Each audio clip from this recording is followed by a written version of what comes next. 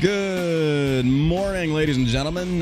Welcome back to the All American Savage Show podcast. I am your host, John Burke, here with my beautiful bearded husband, Josh, who's not really my husband. Yet. But the sex is amazing. It's great. It's good stuff. How are you doing? Question. Shoot. How did you survive yesterday's Instagram and Facebook meltdown, like with no social media for the most part? I was okay. You were okay? Yeah. Did you make it through? Yeah, I was in the in a waiting room for like 3-4 hours. Anyway, so I was like, oh, that's the worst time for it to go down. Like, oh, son of a bitch. Nobody to judge. Who am I supposed to judge now? E-thoughts, tits, and ass to look at. Shit. What am I supposed to do here? Oh, who's supposed to make me feel good about myself when I can judge them from afar? As they walk by. I was like, they don't know what they're doing. Oh my God. Sorry we didn't have a podcast yesterday. The Facebook stream was down. There was just a lot of technical difficulties. We had meetings.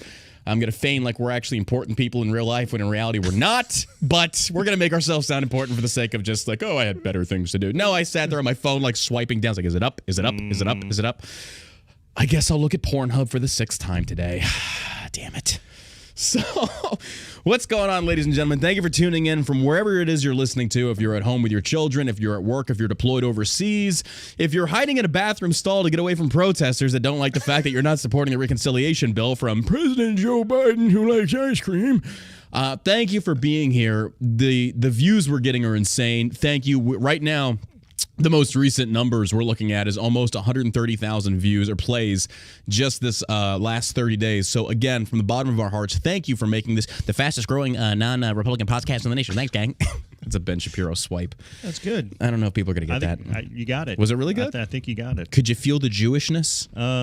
Could you feel the Jewishness? All over me. Just washed all over Jewishness all over you. Oh, we're going into a new thing that we're doing this day in history. Let's do it. I don't know if this music's going to work. We're going to try. Here we go. This day in history. How's that music sound, chat? Is it good? Like, does it sound? You can't hear it, though, can you? No. Chat, what are we thinking? Does this sound good? Am I drowning it out or is it drowning me out? Could you feel the Jewishness? I could feel the Jewishness. Mm-hmm. Shalom from Tel Aviv. Shalom, Brooke. I don't hate Jewish people, but I will make fun of you just like everybody else. Shabbat shalom, my friends. Y'all can't hear the music? There's no music? Oh, they can hear it. Okay, good. All right.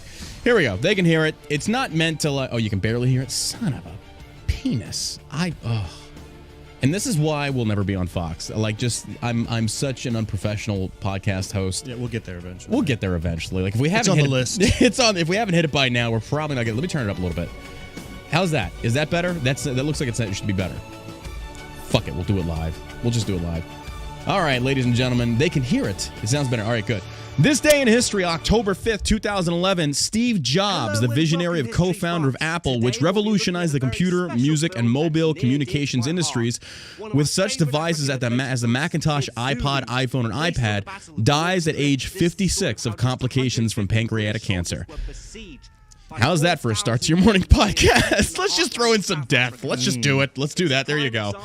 Born February 24th, 1955 in San Francisco, California, to unmarried graduate students Joan Schiebel and Abdullah Fattah Janel, a Syrian immigrant, Jobs was adopted as a baby by Paul Jobs, a Silicon Valley machinist, and wife Clara. After graduating from high school in Cupertino, California in 1972, Jobs attended, you know what, he invented Apple. He invented Apple. There you go. Do people not know that? I don't know. We live in an age now where Zoomers are taking over, and I think commonsensical things such as that are kind of fading away, so it's good to remind them on occasion. There was just 2 or 3 movies that they made back to back about Steve Jobs. They did? Who was Ashton Kutcher was one. And then yeah. They did another one. Like, who was the other guy? I can't remember. Who cares? I thought he was the Antichrist up until he died. Steve Jobs? Really? He was on the list. He was on Josh's list. He was on Josh's list. My Antichrist watch. All right, so we've got...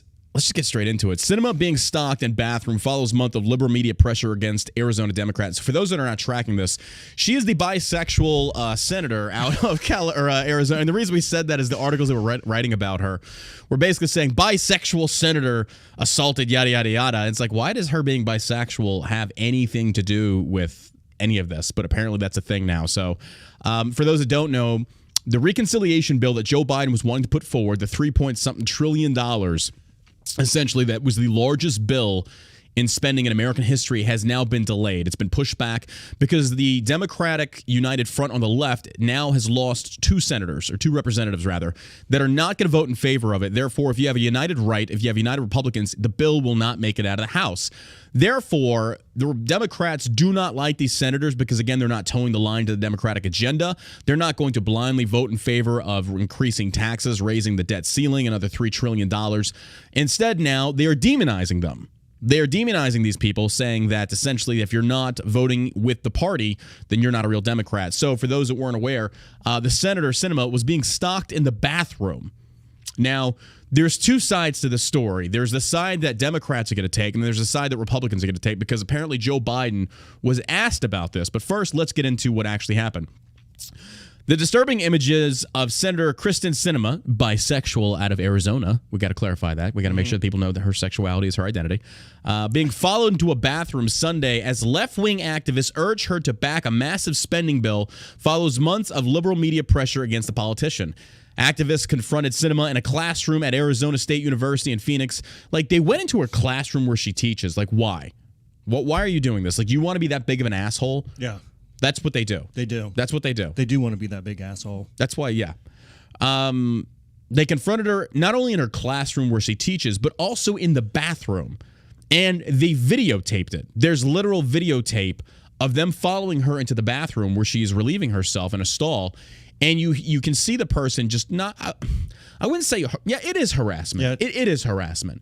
They were following her in a very private moment. Yeah, I mean, making a movement. I kind of wish that same thing would happen to me after Chipotle. It's like, if you want to come in here, God bless. Yeah. Like, you're taking your life in your hands. Like, if you really want to come in there and make your voices heard while I'm blowing out the bathroom, like, you help yourself. Like, if that's your thing. If that would have been hilarious. Yeah. I would have started making fart noises anyway. That would have been great. Yeah. Oh, imagine like how that would have been. I was like, Senator, you know that you should be fucked. Yeah. Sorry. I'm sorry. I can't take you seriously right now. You're a DACA recipient. Okay. Sorry. Just shitting all over the place. Oh, like, it would be the best to have like the worst diarrhea imaginable while your stalker protesters out there like trying to like speak their mind, just blowing up the shitter. That'd have been amazing. That'd been great. Activists confronted Sinema in a classroom at Arizona State University in Phoenix and then filmed her walking into a bathroom and closing a stall as they told her she should back President Joe Biden's Build Back Better package. And the thing is, these protesters don't know shit about fuck, no pun intended. They don't know what they're talking about, because essentially they're like many Republicans. They think that it's one issue in this bill that they're voting for. But there's multiple issues in this bill that many people are not satisfied with, not just the spending. So Sinema also has publicly addressed this, saying if these numbers were brought down just a little bit, I should say a lot rather, then she would consider it. She's like basically saying that this is too far. We need to reel this in a little bit. She's asking for a modicum of moderation, I guess you could say. I don't know. My question is, so she's a DACA recipient. Mm-hmm. She stated that in her toilet rant. And said she was knocking on doors and getting her elect. Oh, you're talking about the protester? The protester, yes. Yeah. Okay. Are DACA recipients allowed to vote? I have no idea. Are they American citizens? I'm going to say no. So I think if they're DACA recipients, I don't think they can vote. Wasn't that amnesty given to them? No. Trump Nothing. proposed it, and they said no. Yeah, he that's said right. 1.8 million. I think it was like 1.8 million people, 1.2 million. And he just wanted like $6 million for the border wall or something like that. He wanted no. What, something like that, $6 billion for the. And they're like, no, we're not going to. We're not doing that. So. Sinema and Senator Joe Manchin have held back on backing the $3.5 trillion social policy bill, which is in turn holding up a separate infrastructure bill as left-wing members refuse to pass one without the other. Sinema, in particular, has infuriated liberals and the media over bucking the White House on this and other measures this year, with the Democrat being accused of everything from being a secret Republican to an outright enemy of democracy. Isn't that actually democracy, to say that I am not voting in favor of this because I disagree with it? Like, isn't that the process of democracy? Like, I think so. Do these liberals not understand what democracy actually is? But instead they just want to sit there and like blather on about all this shit. It's like, it's insane to me. It's crazy. Yeah, those people are absolutely nuts. So, I mean, it's just, to me, it brings into question whether or not, like, how many illegals voted in Arizona. Yeah. You know, if this DACA recipient is out there. If they don't get their way, then you're a racist. If you're not a citizen of the United States and you're not allowed to vote, Yeah, I don't know. The View co-host Joy Behar raged against both senators last week, saying they were destroying the country, in my opinion. Oh, thank God. She is so wise. Joy Behar has just been on point with so many of her political opinions. Like, thank God we have that cackling hen on The View weighing in with her political, ideologies that are just so accurate and fair and balanced. Like, where would we be without these fat women? Like, these fat hens just cackling on this show. Thank goodness. It should be like The View with menopause. I don't know. Liberal CNN anchor Don Lemon complained last week that they were acting as Republicans because they disagree with you. They're therefore acting like a Republican. And, the same thing is showcased on the right, though. If you disagree with the GOP, you're therefore labeled a liberal. Like, you're acting like a Democrat. There can be reasoning. There can be all these things. And to sit there and just automatically lump that person in that disagrees with you into the other side is kind of foolish. It's kind of foolish. Yeah. Liberal CNN anchor Don Lemon complained last week that we are acting as Republicans. MSNBC's Mahdi Hassan accused Cinema of patronizing progressives with their spreadsheet on fiscal math. Build Back Better and MSNBC's Joy Reid bestowed the title of the absolute worst on the Arizona senator. Like, of all things to get pissed off about, this is what you label somebody as the absolute worst and not in favor of a $3.5 trillion spending bill. Like, that makes you the worst. Like, these people, it's almost like the sky is falling on every single issue that does not go their way. Like, you are literally Hitler in their eyes if you do not toe the line to the DNC party narrative. If you don't, then, oh my God, you're Hitler. It's insane to me. So, do you think we're going to see more Democrats stop towing the Democratic line? I think raging against the machine a little bit. Funny you say that. Rage Against the Machine now requires vaccinations to attend their concert. Oh, how the mighty have fallen. The anti-establishment rockers of my generation are now like, you should have your vaccine because, I'm just so over it. I'm so like Eminem, Rage Against the Machine, all these people that were just so adamant about bucking the system. Turns out they're giant pussies. Next concert people go to, they should throw tampons on the stage. Like, take that. But yeah, it's a good point. I don't know. I think Democrats are starting to see what happens when you question the narrative. Not even like, take for example, who we discussed on the show many times, Nicki Minaj, who didn't come out against vaccinations, but instead just questioned them. Just a different idea. Just a different idea, different perspective, and they lambasted her. They went after, they crucified her on social media, even Joe Rogan. Same with these basketball players. Oh, absolutely. NBA stars. I mean... Don't you dare question it. Like, just the simple fact of not being able to question something triggers them. Like, you cannot question authority. You can't question the narrative. And they have the audacity to say that Trump was the authoritarian. They're having rational thoughts. Yeah. I mean, like, what they're saying isn't outrageous. No, not or at all. Outlandish. So I could see that. The pushback that they're getting doesn't, I don't know. I think because they were just so set on getting everything they wanted, being they own the House and the Senate, and now they're not. It's just triggering them to such an extent that it's like the child that doesn't get the toy that they've been wanting for, it feels like this is a childish temper tantrum. It does. So that's been going on. That was in the news. And then the online magazine Jezebel basically wrote an article saying that she deserves to be bullied, saying bully her, literally encouraging this. And according to Twitter guidelines, this article is in direct violation of terms of services and policies, but it remains posted. Strange. Weird how that works. Very weird. You can go look it up. Go look up Jezebel on Twitter, and you can see the article. You can see the actual article posted, and they go in depth on this. But this is somehow tolerated? Like, where is this? Where is the fair and balancedness across the board on social? And we all know that this doesn't exist. But at least there's another clear case of hypocrisy on behalf of Twitter and showcasing that they will silence you if you're a conservative. And if you are a Democrat that is not toe the line to big tech that is in bed with the government, then you will be ostracized. So, I mean, that's where you're at, Democrats. That's where you're at. Question the party lines and be ostracized. Be labeled all manner of things, saying you're the worst thing ever. How dare you think for yourself? That's how they are. I got to imagine, too, that there are some Democrats that aren't so far left that they, Yeah, moderates. They can't see what's going on. Oh, 100% they do. It's a good thing that these things happen, though, because it's waking them up to seeing this. It's waking fellow Democrats or Democratic voters up to seeing this is what happens when you buck the system. And, to be fair, though, it does occur on the right. Yeah, it does occur on the right. I don't consider myself a Republican. I'm more of a libertarian. I consider you sexy as fuck is what I consider you. Well, I'm voting for you. I got what I wanted. Kabul faces blackout as Taliban fails to pay the bills. Electricity imports from Uzbekistan. I know. It's too good. It's too good. Recognizes the government. Shit. Lights are out. Did you forget to pay the bill? Did you pay the bill?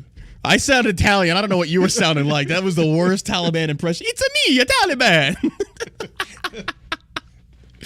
Oh, my God. Electricity imports from Uzbekistan, Tajikistan, and Turkmenistan account for half of Afghanistan's power consumption nationwide. Afghanistan's capital could be plunged into darkness as their winter sets in because the country's new Taliban rulers haven't paid Central Asian electricity suppliers or resumed collecting money from consumers. Unless addressed, the situation could cause a humanitarian disaster, warned Daud Nurzai, who resigned as chief executive of the country's state power monopoly. Afghanistan Brescia Shirkat nearly 2 weeks after the Taliban's takeover on August 15th. The consequences would be countrywide, but especially in Kabul, there would be blackout, and it would bring Afghanistan back to the dark ages. Oh yeah, even more. That's back to the dark ages right there. 100%. Like, the lights are out. Oh shit, we're back to doing what we were doing 5 minutes ago, which was decapitating those that we disagree with, essentially, treating women as second-class citizens and having sex with animals. But yes, the lights turning out, that's what's going to set us back to the dark ages, 100%. Like, and this is an article from Fox. Like, come on. It's going to set them back to the dark ages. You mean like 5 minutes ago? Like, okay. Electricity imports from Uzbekistan account for half of Afghanistan's power consumption nationwide. With Iran providing additional supplies to the country's west, domestic production, mostly at hydropower stations, has been affected by this year's drought. Afghanistan lacks a national power grid, and Kabul depends almost completely on imported power from Central Asia. I honestly did not know this. I did not know this. Currently, power is abundant in the Afghan capital, a rare if transient improvement since the Taliban takeover. In part, that is because the Taliban no longer attack the transmission lines from Central Asia. So the Taliban have power, but the rest of the country doesn't. So it's almost as if, theocratic dictatorship is probably not the way to go. Strange. I don't know. It's just kind of weird. Yeah. And you gotta love this. This is where Democrats go with this. School board group asks Biden's help with anti-critical race theory teaching and wants to label parents protesting this as domestic terrorists. This is real. This is 100% real, ladies and gentlemen. You got to love this. The National School Board Association has written, this is the National School Boards Association. It's not just a city council. It's not just a council of freaking the principal team. This is the School Board Association. Has written a letter to President Joe Biden requesting federal law enforcement and other assistance to cope with angry parents concerned about their children wearing masks in school all day and learning concepts of critical race theory. What? Parents don't want their children being taught this by funding these schools with their taxpayer money, and now they should be labeled as domestic terrorists? I kind of wish they were. I kind of wish that these Democrats kind of got what they were calling these Republicans or these people that were opposing them. I wish they got their wishes, because if they were terrorists, you'd be dead. You'd be dead. This is insanity to me. To sit there and say, if you speak out in opposition to what they feel is blatant racism under the guise of trying to disassemble white power in America, which is completely fabricated, then you're a terrorist. This is how it starts. This is McCarthyism right here. This is exactly what it is. So what you should do is go harder on them. It's almost the point where people should just do what Democrats are doing to us and get violent. Stalk them, harass them, start pushing back. Because I feel like Republicans have not done that. And we've taken so many beatings, so many assaults. Like, it's just mind-blowing to me. Yeah. So it's almost like, give them what they want. Stop playing nice and give them what they want. And if it escalates into a full-out civil war, then that's essentially what happens. But to sit there and keep getting punched in the face repeatedly. Yeah, I think it's just a matter of time. I think it is. I think people are going to get pushed over the edge. Yeah, 100%. The NSBA respectfully asks the federal law enforcement and other assistants to deal with the growing number of threats of violence and acts of intimidation occurring across the nation. Or maybe you should just stop teaching that bullshit. Yeah. Maybe you should instead teach things that are relevant to, I don't know, economics, life, educating our youth, getting them ready to go out into the workforce. I don't really give a shit that my kid... I don't want my child learning critical race theory. I think it's bullshit. Yeah. I don't want them learning about any of that bullshit. Teach them the basics of what they need to know to be a functioning member of society. And if they want to continue learning that type of tripe, learn it in college. That's a money scam there. Or go to a private school that teaches that stuff. There you go. 100%. The National School Board Association tweeted out and said, we sent a letter to President Biden this morning asking for federal assistance to stop threats and acts of violence against public school children. I'm wondering where are they fabricating this? Like, I sincerely wonder if they're fabricating this. Like, threats of violence. Because we also know that they've clearly, like, blurred the lines of what a terroristic threat is. Like, AOC felt like she was being attacked on January 6th when she was in her latrine, like a mile away from the actual... So it's kind of like, I don't believe you because you cry wolf at literally everything. Everything. If somebody says something that disagrees with you, suddenly they're racist or they're xenophobe or they're sexist or misogynistic. It's like, I don't believe you anymore because you've cried wolf for years now. So when you make these baseless claims, it's like, I'm going to need to see proof on that. Or here's the other idea. You just stop doing it. If the parents don't want this being taught, then stop fucking doing it. So now talk about a world where we live in the twilight zone because we're seeing a shift in the paradigm of certain political movements. You're seeing right now the establishment of the BLM and Trump supporters now marching together against vaccine mandates and vaccination passports. We live in a world right now where one sides that were in disagreement are now uniting against the common enemy, which is the government. And that's a very good way to be. That's how it should be. I think that people are finally starting to wake up and understand that it should not be a left versus right, but a people versus the government, because the government has clearly gone way too far, overstepped its bound way too far. So with that being said, Sarah Silverman is in the news, and she slams Democrat squad members over Iron Dome defunding, saying dead Jews gets a lot of honor. I love this. I absolutely love this. She just called for a national divorce, recently on her podcast where she said, maybe it's just time that, we split the United States up into Democrats, Republicans. Who is this? Sarah Silverman. Oh, she called for that. Yeah. That's her side. That's her side. If you want to take that side, you feel free. It's a side of anti-Semitism. So she careful when you draw those lines, because you're going to be on the opposite side having to deal with the squad. You go back and listen to her podcast, but yeah, she absolutely mentions that you guys could be United States number one. You guys want to be number one. We'll be number two. Be number two. Yeah. Hey, number two. I just, careful what you wish for. It's like these Democrats don't realize the very same people that you feel like you're on their side secretly don't like you. No. Left-wing comedian Sarah Silverman voiced rare criticism of the radical squad on Sunday, attacking the far left for proving that only dead and suffering Jews are liked. She also lamented that the radical left refuses to acknowledge the Hamas terror group, whose mission statement calls to kill all Jews. She explained how ceasing funding would condemn Israeli civilians to certain death, but we're not allowed to call it anti-Semitism. The squad, which consists of radical progressives, AOC, and the rest of these dipshits, enforcing Democrats to nix roughly $1 billion in funding for Israel's Iron Dome missile defense system for short-term government funding bill last month. Okay, so here's the thing. I don't think that not supporting Israel funding that Iron Dome is anti-Semitism. That's a nationalistic issue. That's not an ethno-state issue. I don't see that as being anti-Semitic, but of course, Sarah Silverman has not been one to accurately depict anything in its correct context. So my question is, why are we funding this? Now, I understand the importance of it, but why is America paying for this? What are we getting from this? Are we getting intelligence? I mean, what are we getting on this? That's a good question. And I feel like the American people should be exposed to that information. We're getting a bill. Yeah, we're definitely getting a bill. It's like if our taxpayer, if we're spending $1 billion on this, what the shit are we getting for this? It's like paying a hooker, but it's like, okay, but you didn't even touch my pee-pee. So I feel really cheated right now. Okay. Yeah, fair enough, right? Fair enough. If it was I maybe not the best example. All right. Maybe I didn't see it going that way, but okay. We're just gonna go with it. I'm gonna support you. Because I like that mustache. I like that. It's coming in. It's coming in. Good. I like it. We got No Shave November coming up. I have to get a jump start.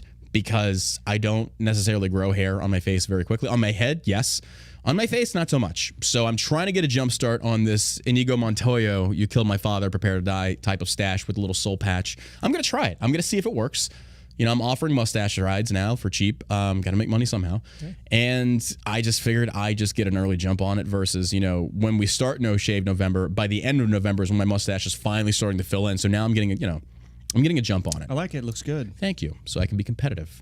I mean, I will clearly never have that beautiful beard that you have. Well, you do look like Tom. You got that Tom Selleck mustache. Not yet. It's got to come in. It's got to get thicker. Nice. That's what she said. You got to rub it a little bit. I don't know. Israelis' Iron Dome is a defense mechanism to reduce deaths from launched rockets from terrorists. It also provides the U.S. with cutting-edge defense technology. Okay, that I can see. If we are getting to share in that technology, I can understand that. I can. That's reasonable. That's reasonable. I think. I mean, I don't know. That'd be one of those things like, how much is this technology actually worth? And I mean, clearly it works. You know, I get if there are allies, okay. Yeah.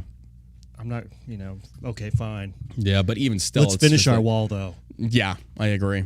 Let's finish the wall. Can we do that? Can we secure our border? Because right now we've got like 100,000 people just I'm telling you, man, walking on across. These Democrats, these socialists. Riddled with COVID. If you're for open borders and you have a door on your house, you're a hypocrite. Yeah. Like, don't sit there and preach to me about these things of... all human. There's no such thing as an illegal human being. It's like it is when they walk through your door. Really? I mean, you're now a criminal. So there's only one way to treat people like that. Tulsi Gabbard in the news. Gabbard says our leaders lost sight of the mission in Afghanistan. For those that don't know, Tulsi Gabbard is an active member of the armed forces. I think she served multiple tours overseas. And she says former Representative Tulsi Gabbard, a United States Army Reserve officer, on Sunday weighed in on the U.S. withdrawal out of Afghanistan. According to Gabbard, the mission in Afghanistan in response to the 9/11 attacks was effective in dealing with al-Qaeda. She added that what went wrong was the nation's leaders lost sight of the mission there. She says, our mission to go into Afghanistan initially to go after al-Qaeda, the jihadist terrorists who attacked us on 9/11, declared war against us, was justified. Gabbard outlined on Fox News Channel Sunday night in America. We sent special forces in there who expeditiously and effectively defeated al-Qaeda very quickly. She continued, what went wrong after that was when our leaders and our country lost sight of that very direct and important mission and instead began to embark on regime change, wars, and nation-building exercises. And as we have seen over the last 20 years in Afghanistan, specifically even senior leaders in our government across Democrat and Republican administrations did not know what mission there was. Gabbard then warned of the danger she sees posed by Pakistan, which she noted supported the Taliban. We all know this. Like, Pakistan has been an open supporter of the Taliban. They had bin Laden over there. It's where we got him. Pakistan claims to be an ally of America. They are not to be trusted. And she has a point here. And this also kind of bleeds into why I understand Crenshaw's position of wanting to keep a true presence there so you can keep an eye on the Middle East. You have some form of seeing eye there. But at the same token, it's like, okay, so is this going to become like another South Korea, Germany, to where we're keeping a permanent troop presence? Yes. Yeah. Pakistan has a nuclear arsenal. So the issue that we're seeing, the threat that we are facing, the danger there, given these allegiances, given the ideology that is fueling them, should be a grave concern to our country, she advised. And another article posted about Tulsi, she comes out and said, Tulsi Gabbard rips Biden and Harris over border crisis, says Trump's policy worked. Imagine a sitting Democrat saying that. Imagine saying that as a sitting Democrat, still active in the Senate. Yeah. I think you probably start to hear some more of that. Or House of Reps, excuse me. Yeah. The closer you get to 2022 and people are going to start voting. Biden's administration is failing horribly. Yeah, they're failing horribly. Costs are up on everything. Yeah. Like this whole administration is absolutely a nightmare. Tulsi Gabbard, a former Democratic representative from Hawaii and 2020 presidential candidate, ripped the Biden administration's immigration policy Thursday. The former congresswoman and National Guard soldier said Biden must restore the border policy. And this is the thing. He has been. Slowly, he's been implementing back in Trump's like the stay in or the remain in Mexico policy got reinstated. That worked. Are they doing that, though? I have no idea. I don't either, because there's no coverage of it on the news anymore. Well, they're not going to, because Democratic news, liberal news media is not going to publish anything that showcases that Trump was right. Yeah, they will not publish anything like that. They will give Trump no credibility. Yeah, other than independent reporters or vloggers down there. We should take a trip to the border. You want to? Not really. It's beautiful. Not really.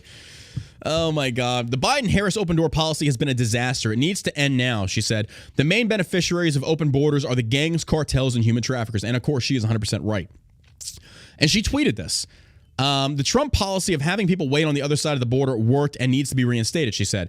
Gabbard's remarks came in the wake of a surge of thousands of illegal... Okay, so I guess this wasn't reinstated. I remember reading articles that it was. Yeah. That Biden was supposed to overturn or reinstate Trump's stay in Mexico policy. I thought the Supreme Court had upheld that decision.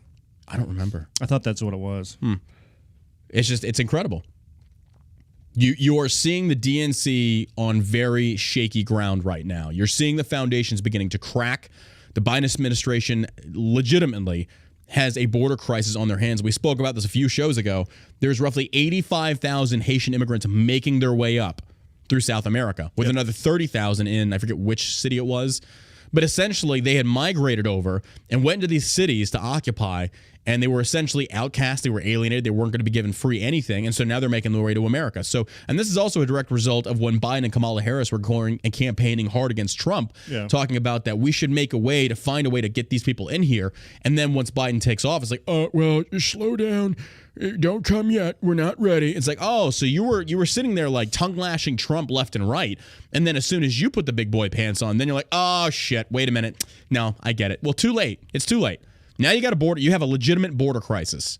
Oh, yeah. A legitimate border crisis. And by the way, you remember the 14,000 Haitian refugees that came? Where they say like 10,000 were released into America? They made it in. It's they more made it than in. that. It's got to be more than that. I don't, if they say 14,000, then yeah. I'm going to say, I don't know, 50. Yeah. Probably 50,000. But 100%. yeah, it was the Supreme Court upheld the stay in Mexico, remain in Mexico. Mm-hmm. And then Biden, his administration just ignored it. Like, what good are laws if these people don't follow them? I mean, that's the whole thing. That's what we're seeing a lot of right now. Or what good are these laws if people don't follow them? I know. It's like they're like the rich elites don't have to play by the rules. Elected officials and politicians don't have to play by the rules. When we're in that type of state, you know that we have issues. We have some serious issues. That's it. There's only one side that's following the rules, and then the Supreme Court upholds this decision. You're gonna ignore it. You're gonna move the goalpost again. Go get you some ice cream. I think I don't know. This interesting little tidbit hit my desk, though, and I like this. Lieutenant Colonel Scheller rejects Trump's support, says, I don't need or want your help. Now, for those that don't remember, Lieutenant Colonel Scheller was the Marine Corps officer that essentially openly called for accountability from the Biden administration's botched withdrawal from Afghanistan that left 13 dead. This colonel took to social media and essentially vocalized his opinion, and it got him in hot water, as it justifiably should. Because when you're an active member of the military, you forfeit the right to essentially make your opinion known while in uniform. So keep that in mind while in uniform. But even as an officer, like, you're held to an even higher standard. So the fact that he was going against Biden put him in hot water. Now, don't get me wrong. I respect the stance he's made. I do. But there do have to be repercussions, because if you don't have repercussions, then every single officer, every single enlisted man or woman will be publicly making their opinions known while in uniform and things such as that, which violates DOD regulations, Army regulations, things such as that. And then you have complete anarchy. The military is supposed to be apolitical. That's the problem.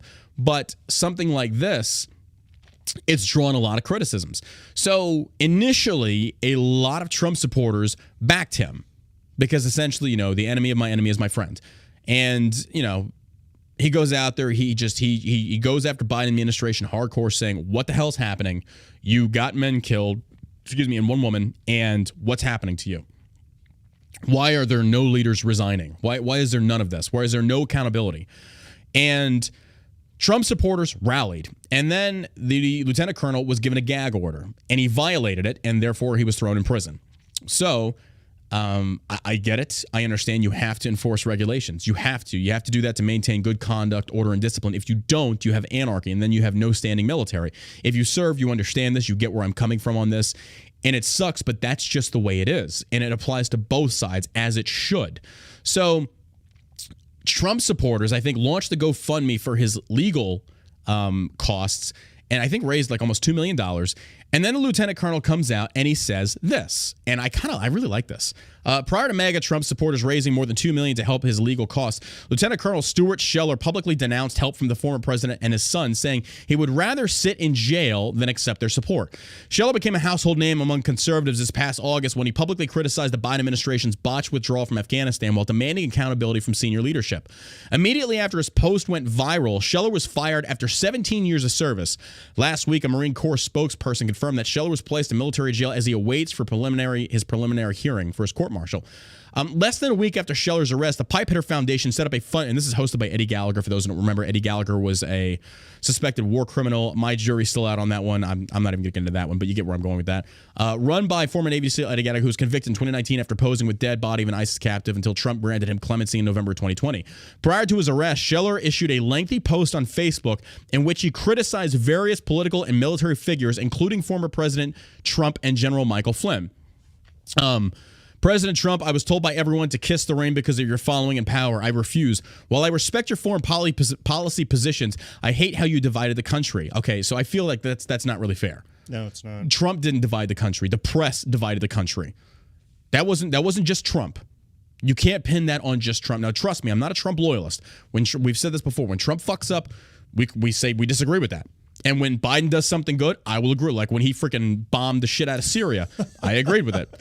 You mean when he killed all those innocent people? Yeah, that too. When he drone striked 13 people and killed 7 children, or 10 people, it's like, yeah, that was bad. That was bad. So I think Lieutenant Colonel is off on this one to say that Trump divided America. No, America divided America. The press divided America. The Democrats divided America. He says, I don't need or want your help. You do not have the ability to pull us together. You may even win the next election, but your generation's time is running out. Tell your son to stop tweeting about me. Your whole family knows nothing about us or our sacrifices. I could never work with you. I'd rather sit in jail and be released with a dishonorable than make compromise in my beliefs. In the same post, Scheller criticized former President Barack Obama, Bill Clinton, and George W. Bush. He also scolded General Michael Flynn, David Petraeus, and James Mattis. The following day, Scheller clarified that he did not mean to say that former President Trump divided the nation himself, only that he is incapable of bringing us back together. Okay, that's fair enough. That's fair enough. I've had such a strong reaction to my comments against President Trump, I felt a follow-up clarification was required. No, President Trump didn't divide the country, but President Trump, in my humble opinion, is incapable of bringing us back together. Did he expose the corruption in the DOJ, media, and other places? Yes. Was he right? Was he the right person to expose the corruption at the time? Maybe. Is he honest, accountability, full of integrity? No. I agree with him on that one. Would I want to work for a leader like that? No. I want a leader that will bring us together, someone who has the courage to defend. Okay, so let me just push pause right there. My question to people like him is, in your mind, what conditions would bring America back together? Who is this mythological creature that is going to unite the left and right? Because in my mind, it ain't happening. No. Why would I unite with anybody that wants to support child drag shows and critical race theories? Like, why? Why would I ever want to unite with people like that? No, These perverse individuals that are, in my mind, deserving of a bullet in the head. When you support the sexualization of children in the name of inclusivity and progressiveness and acceptance and tolerance. Absolutely not. Why would I ever unite with you? Why would I ever unite with people on the right that want church and state to be the same, that we should be governed by a religious body or organization? Why would I unite with them? Where is this united thing coming from? We are not united. And here's the other thing. We've never been united. I know we're called the United States of America, but if you look back at the history of America and our political discourse throughout the 250-something years that we've been in existence, you will see it has always been this way. So to create this fake utopian pipe dream, I think is a fool's errand. We've never been united. Now, I don't feel like it's been as bad as it is now. I mean, there have been periods throughout American history where it was really bad. There were literally, assassination attempts, fights in the streets, deaths, fires set. Oh, well, no, actually, that's recently too. Crazy. It's true. Why would I unite with these people? The only way the country is going to unite is if the government is shrunk. I agree. That's it. But but the thing is, limit the government to just I agree. Courts. Military. And let the states dictate what they want, and then people that don't like how their state is operated move to a different state. Yeah. So Sarah Silverman was kind of onto something. We already have that. It's called vote with your feet. Yeah. That's why California is a shithole, and nobody wants to go there. Kind of been saying that, if you live in a blue state, get out. Move to a red state. 100%. That's the only way you're really going to be happy. So it's like if you're Democratic and you're coming to Texas from California, no, go home. We don't want you. Like legitimately, we do not want you. Yeah, Leave. I mean, I'm not moving to California. Fuck no. Let it fall off into the ocean and sink. I don't give a fuck. Yeah, I can't. I was like, that's shithole. Like, yeah, you get what you paid for. You get what you voted for. Deal. You got Gavin Newsom. Do your thing. So yeah, when he talks about like Trump isn't the one to unite us, please, like, where is this Jesus Christ in a suit that's going to come and unite the nation? It's not going to happen. So I think to just put any kind of faith or emphasis into this pipe dream is a fool's errand. I think the colonel, as he's one of these types, and I respect him. I respect what he's doing. Don't get me wrong, but I also feel like he's a little off the mark on this one. It's like, and I'm not telling you to pick a side. That's not what I'm saying. But stop projecting this false reality that's never going to come to fruition. You're literally never going to make this happen. Nor should it. I don't want to unite with these people. I have nothing to unite with them. Like, what fellowship is light with darkness? And I'm being sincere about that. Like, I don't know why I would ever want to unite with somebody that supports, transgender children getting access to hormone blockers and puberty. Like, absolutely, that's insanity. It's insanity to me. So that's where he's at right now. And then instantly, I saw a lot of political influencers that are Republican-based essentially turn their back on him. It's like, okay, well, you know what? You don't want Trump's help? Good luck. It's like, wow. So when he goes against King Daddy Trump, you turn your back on him. So talk about loyalists right there. Yeah. Like, talk about just like having Trump's dick halfway down your throat and not able to think for yourself and outside the lines of a political party. And this is the issue right here. So it's like, oh my God, he spoke out against Trump? No, sir. I want my money back. How dare he criticize my God, King Trump? And this is how. And, the influencers that are doing this, they know damn well what they're doing. They got to that level of fame and popularity and clout by essentially riding on Trump's coattails. That's it. So, next article up. New Zealand eases COVID-19 lockdowns, gives up goal of 0 cases. Now, there's many other countries doing this as well, but it's not in the news. Why is it not in the news? There's many other countries now giving up on it, saying we're not going to enforce complete law. It's done. Like, we will always have COVID, yada, yada, yada. And for those that don't realize or don't know, Rand Paul lambasted that, I forget who with this douchebag, I forget his name, but Rand Paul referenced a study that's come out of Israel with 2.4 million vaccinated Israelis, saying that according to their studies, and his name's like Baraki or something like that, who essentially was saying that anyone that doesn't agree with the COVID vaccine is a flat earth or doesn't know what, and he's a fucking lawyer. Yeah. Like, he's a lawyer. Like, you're the last person I'm going to trust. Like, Satan could come back, reincarnate in the form of fucking Chuck Schumer after he passes, and I would still trust him more than I would this fucking lawyer. Although they are all lawyers, I guess. So I guess, yeah, never mind. Same thing goes across the board. But also, for those that don't realize, Israel is the most vaccinated country on earth. So they did this study of 2.4 million Israelis, and they said that you are 7 times more susceptible to contracting COVID after having received the vaccination than having not received the vaccination and built up antibodies. So naturally, liberals in comment sections on the post Rand Paul made are like, well, yeah, that also requires you having to survive the virus. Yes, with a 98% success rating. So I'm not sure what you fucking morons, and this is how stupid liberals are. Yeah. This is how stupid you are. That if you get the vaccination, you're 7 times more likely to contract COVID versus you getting COVID naturally and building up your natural antibodies. But they're saying, well, I mean, you're also going to get COVID. But if you get the vaccine, you're 7 times more likely to get it. So what the fuck are you on about? Like, I legitimately don't understand these people. It's like, who's shit stupid in your cornflakes? Like, I don't understand this. If I'm 7 times more likely to get something and it be worse than getting it naturally, why would you promote that? Oh, that's right, because you have to go along with the narrative. If you don't go along with the narrative, you're ostracized, you're considered a racist, xenophobe, bigot, yada, yada, all that shit. So, but New Zealand eases COVID-19 lockdowns, gives up goal of 0 cases. After a 7-week battle against the Delta variant of COVID-19, New Zealand is throwing in the towel in its pursuit of 0 infections. Prime Minister Jacinda Ardern announced on Monday that the city of Auckland will begin to ease its lockdown restrictions beginning Wednesday. Auckland residents will be able to meet outdoors with 10 others early. So it's kind of like, look, stop it. Stop like cock teasing and just do it. Just stick it in. Go in dry. Like, stop. Like 10 or more? Like, what does this serve? What purpose does this serve? If we were truly in a pandemic, you would never do something like this. We would have far more dead people. We would have far more dead people. This is ridiculous. And the fact that the government openly said, they talked about that hospitals receive funding for those actively battling COVID, and then suddenly, magically, those numbers get inflated because, oh, so-and-so had a heart attack. COVID! Write that check, baby. Write that check. And this is corporatism. This is toxic capitalism when it's incentivized by the federal government. And this is where people don't realize this is why you have to have that separation. Every time, Milton Friedman said it, anytime you see the government enact a policy, look at the outcome rather than the intent. And every single time, the intent has been noble, but the outcome has been perverse. And classic case, the government says we will fund these hospitals and said you will pay for all the things they need to fight COVID. And suddenly every single hospital is like, oh, we don't have the beds. Yes, you do, but also you don't have the beds because you've basically influxed all these people into your hospital and now call it COVID. Or the ventilators. You know, this is a problem right here. The bad thing about ventilators, if you go on a ventilator, you've got a 3% chance of making it off. 100%. So why would you even get on a ventilator?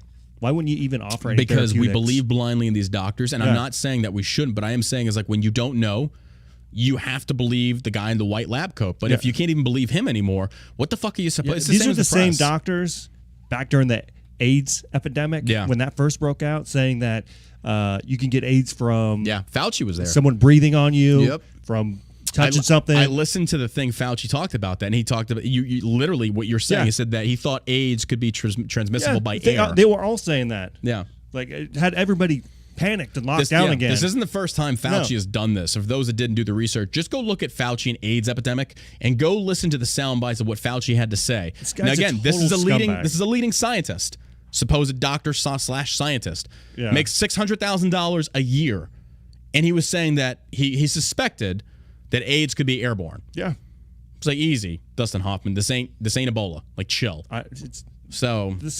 These people are so power hungry. It really is. I can't believe he's still practicing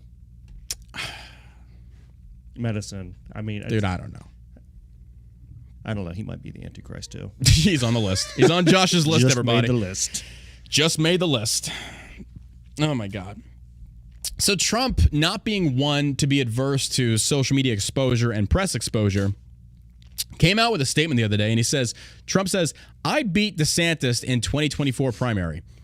And former President Donald Trump said in an interview transcript published Sunday that if he enters the 2024 presidential race, he does not expect to run against Florida Governor Ron DeSantis, adding that he'd beat him if he did choose to run. Okay. So I think most people would say, why is Trump saying this? But Trump, I think, is going to do a 2024 run. And I think that was his way of putting a shot across DeSantis' bow, saying, if you consider it, I will beat you. You think so? I honestly think so. Trump's not stupid in that capacity. I think that's just Trump. I think Trump it is Trump, but he's a competitive. He's very competitive guy, but he's also letting DeSantis know in the public forum that if you come against me, I will beat you. It won't be one of those like we're going to play nice, like I will destroy you. And I kind of like that, but at the same time, it's like why not unite? Yeah, I don't know that it's that. What if it was like nefarious. A Trump DeSantis ticket? Like that would be powerhouse. Maybe, but that would also be two alphas going. Like Trump is an alpha, DeSantis is an alpha. That would be like, that would be interesting to see. That really would. Yeah, I mean, I wouldn't read. I just think that's Trump being Trump. And Trump said he believed most people would drop out if he entered the presidential race, including the Florida governor, who has been a staunch supporter of Trump during his administration. The former president's comments were made in an interview with Yahoo Finance's setup publication Monday. He said, if I do run, I think I will do extremely well, folks.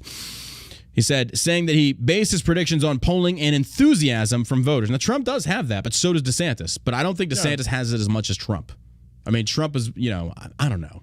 That's like one of those things like, why are we even making this comparison? Whoever Trump blesses off on. Gets elected. Let's say he wins the 2024 election, going forward. Yeah, DeSantis would be a great pick. Alan West would be a great pick. Yeah. Kristi Noem would probably be a great pick. Yeah, I agree. I think there's several people that could. I think it's kind of sad though that DeSantis is getting all this attention. Meanwhile, Kristi Noem has been doing this for all along. She was the one. She basically said we're not doing lockdowns, and they're doing just fine. Their economy is thriving, but she's not. I feel like she's kind of just gone amiss. Like people aren't bringing her up. They're not celebrating her like DeSantis or Abbott. Yeah, because Florida is such a big state, swing state. Yeah, that they got to put a lot of light on. A lot of swingers down there. A lot of swingers down there. A lot of swingers in Florida. That's there's a COVID spike. Oh, yeah. There's all this stuff going on. So he's getting a lot of attention. Yeah. If more people lived in was it North Dakota? Or wherever she's. I guess there would be one more of the attention. Dakotas. But the fact that she stood up in the midst of a lockdown and had the tenacity to say this goes against the Constitution, I won't do. I have so much respect for her for that. Like I legitimately do. I think she's because for she's people that don't remember, like DeSantis and Abbott both locked down, so it's kind of like too little, too late. I mean, they're doing good things now. Don't get me wrong. But it's like when the time came to stand up and make your voice heard, you were silent and you went with the agenda. I think that's the reason why that DeSantis gets more attention is just because Florida's a bigger state. And the Democrats have a lot more to lose there. Well, I think him going one-on-one with Biden also draws a lot of attention as well. So I haven't really seen Kristi. I mean, Kristi Noem did. She basically said that when Biden talked about enforcing these vaccine mandates, she said, all right, we'll see you in court. Yeah, I mean, but I love that. That was short, sweet, to the point. But still, the press picks up on it, I would say equally, but I don't think so. But I don't think that's as a result of the population of the individual state. I think it has to do with the importance of Florida versus South Dakota. Gotcha. You know, they'd rather pick up. Sense. What do they have? Like 28 electoral votes in Florida. They have a lot. A lot. Yeah. So that's why it's a swing Florida, state. California, Texas. Yeah, Texas has like 38. Yeah. I want to say it's like 28. Those are the big players. We should do, for midterms, we should do like a live broadcast, like as the midterm results come in. On Delta 8? On Delta. Oh, my God. I don't know if I want to cry on camera, though, because that could be very bad. Like, if we lose it, like, even worse, like, oh, my God, I'm going to cry. I don't want to cry live. Like, I think people would lose respect for me. It's like, Burke's a bitch. Like, I'd be like one of those liberals screaming at the sky. No, I'm just playing. I'm kidding. I'm kidding. All right, and last but most certainly not least, you gotta love it. Playboy defends gay male cover model after receiving offensive comments, and they say freedom and equality is in the DNA of this brand. Okay.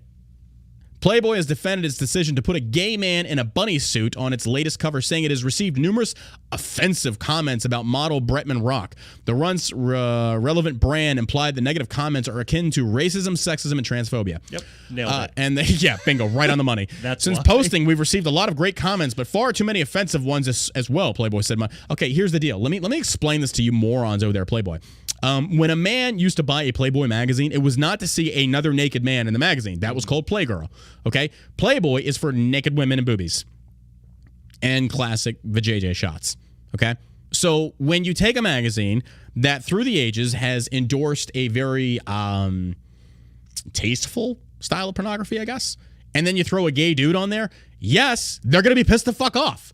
And to sit there and say that's gay, that's homophobia, no, it's that you took a man and put him in a woman's magazine. Yes, you're going to get blowback. No, straight dudes don't want to jerk off to a black model. I'm sorry. Actually, I'm not sorry. That's the fucking truth. And to sit there and then pearl clutch and say, oh my gosh, I am aghast. Why our people are so offended. You just must be bigots. No, I don't want to jerk off to a dude. I mean, I really don't even look at Playboy. I don't read Playboy anymore. Anyway, there's Pornhub and shit like that.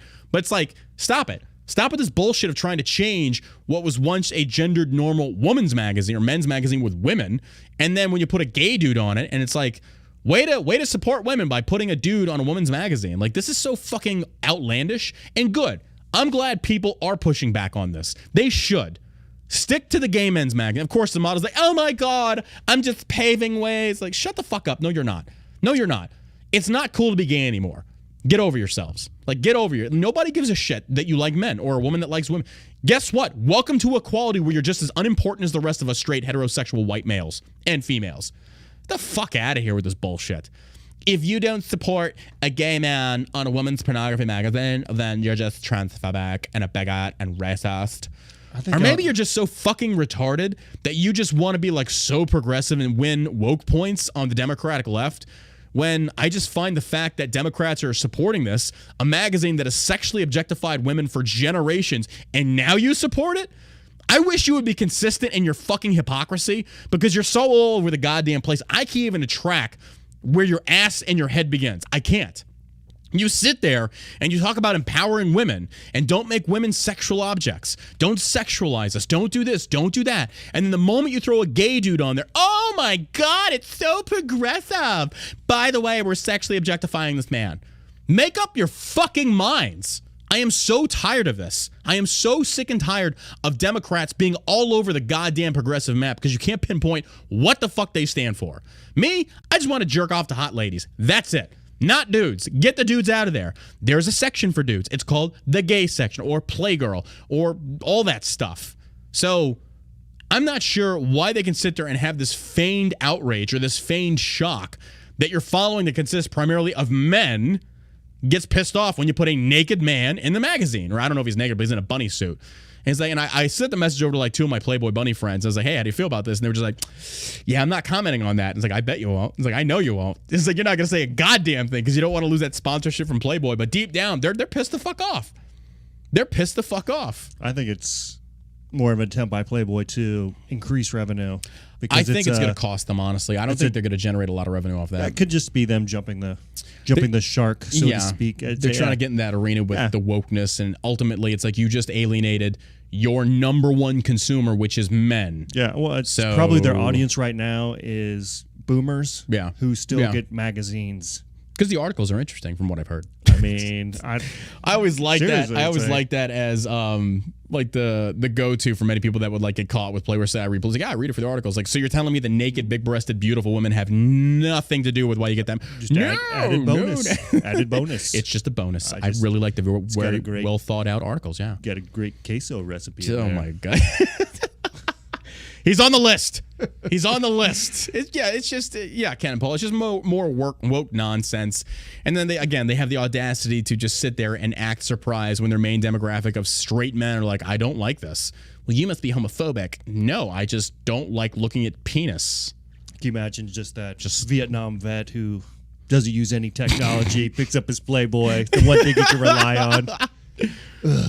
This woman has some very small tits. This is very flat chested. Oh my God. I have never seen a woman with a penis before. Interesting. Oh my God. Well, ladies and gentlemen, that does it for today's podcast. Make sure you check out our sponsor, shellshockcbd.com, and a friendly shout out to fellow veteran-owned company, combatcomeover.com. Give them a look-see. They have the hair gel for you. About to put this stuff on my mustache. Or whatever you call this. I'm not sure what it is. Pubic hair under my nose. But it's getting there. It's going to take some time. But check out combatcomeover.com, guys. I met them at an event in Austin. Very, very nice. Very professional. Still active duty as a recruiter. Doing damn good things out there. So I appreciate it. Thank you so much for tuning in today. And again, make sure you check out shellshockcbd.com. We have some new products coming to you very soon. We appreciate you supporting the podcast. Do me a favor. If you could go over to iTunes, leave a review. It helps boost our numbers. Remember, Josh and I do this by ourselves. We fall under no political party line. We have no big political movement backing us. It's just you, the people, that help us grow our voices. So continue to help us out by clicking share, leave a good review. Guys and girls, I can't thank you enough for all your love and support. Josh, anything to add? I love you guys so much. God, you're so gay. All right. God bless, and you stay